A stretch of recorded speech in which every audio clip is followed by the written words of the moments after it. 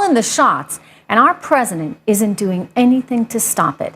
That could change if a Republican's elected, but how would he or she combat the Russian leader depends entirely on the candidate. Each candidate has a different strategy, ranging from arming Ukraine to invoking new sanctions and even refusing to pick up the phone. Carly Fiorina says she's not even going to talk to him.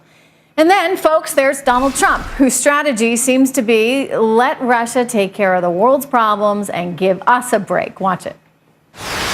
If he wants to fight ISIS, let him fight ISIS. Why do we always have to do everything? I say there's very little downside with Putin fighting ISIS, and Putin wants to keep ISIS out of Russia.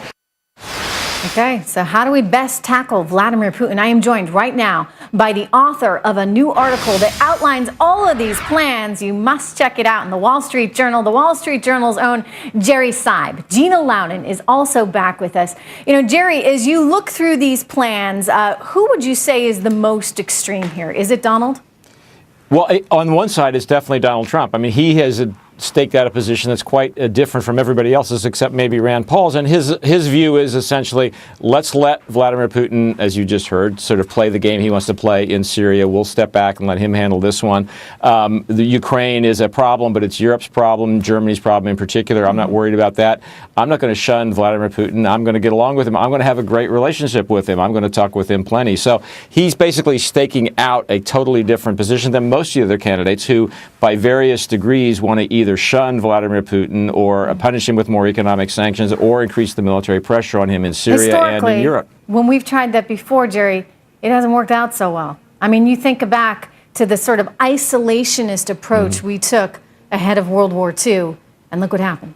Well, look, I mean, I think that's where most of the Republican Party is, but there is now definitely an anti-interventionist wing in the Republican Party that's visible. Donald Trump is to some extent speaking to and for that wing. So is Rand Paul. And there are some people in the electorate who are tired after 12, 13 years in Iraq and Afghanistan on both the Democratic and the Republican side. So there's a resonance to this argument. It's definitely counter to the mainstream foreign policy thinking of the Republican Party, though. Gina, when you look through some of these other policies, you look at, say, Carly Fiorina's, and she's saying, you know, we're just not going to talk to him. How does that work? I don't think that's a very good policy at all. And I think this is actually fascinating. This is another thing, Trish, that amazingly plays to Donald Trump's strengths. He understands how the very, very wealthy understand what is really going on here. And a lot of those who understand commodities and understand business at this level understand that this is a blood for oil, or in this case, blood for natural gas argument. A lot of people see it that way. A lot of people don't see it necessarily as an anti-interventionist situation. And so Donald Trump says, hey, I understand that. When you have Arab nations offering to pay the U.S. military, all right, to go after Assad, you just have to smell a little bit of a rat here. So even though I am someone who has never sided with Rand Paul on those sorts of issues, I'm frankly wondering where the Occupy Wall Street people are on this issue, because we're not hearing a lot about it. And yet there's something very fishy going on. They're supporting Bernie Sanders. Yeah, exactly.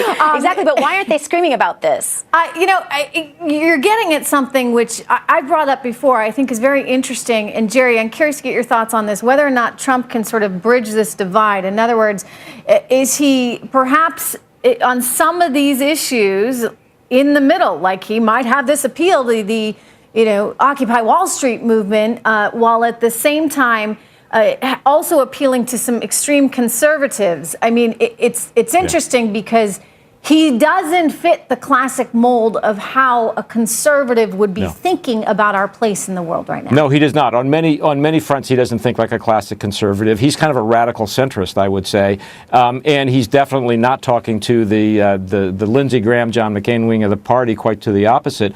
And I do think there's a left and right coming together to some extent on this front. And I mentioned Rand Paul. Ted Cruz is a little bit in that space too. He says we should be active in the world. We should be involved, but that doesn't mean we need to get involved with troops on the ground every time there's a problem. Right. Ted Cruz is trying to find a middle ground, a kind of a point in the triangle, as he refers to it. So it's not only Donald Trump.